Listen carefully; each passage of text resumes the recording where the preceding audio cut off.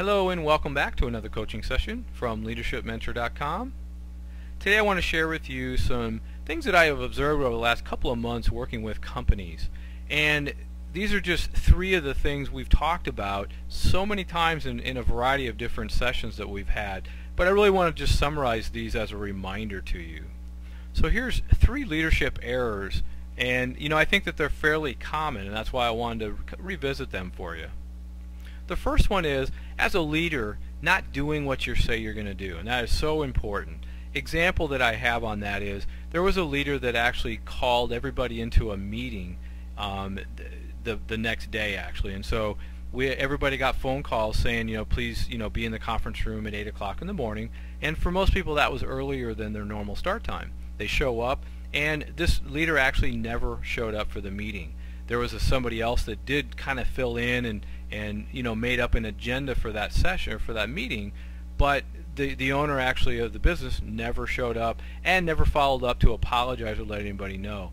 And so that's one of the things that just sends such a negative message to people that the leadership don't have the respect that they should have for the people to they bring them in and then they don't follow up and apologize at all. So that's key, that we do what we say we're going to do.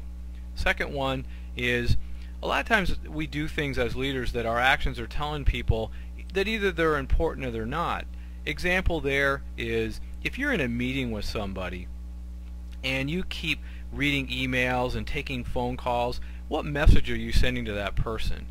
First of all, your meeting would probably last half as long if you would actually just focus on the agenda, the topic that you're speaking with. But I think more importantly, you're showing that this person is important and you're totally focused on that person at that time.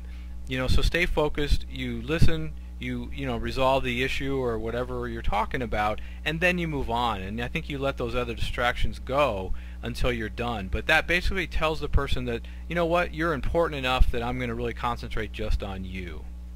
And then the final thing I want to share with you is, the 3-Minute Manager talks about the reprimand in private and praise in public, and that's something, ever since I read that book many years ago, that has stuck with me. I want that to stick with you too as well. If you're a community member, you've heard me say this so many times. I actually had the opportunity to work for a company again for a period of time, and there was a leader there that just when there was an issue, she would just reprimand people at will, and oftentimes would not only do it in front of other people, but would gather people around because it was a learning lesson.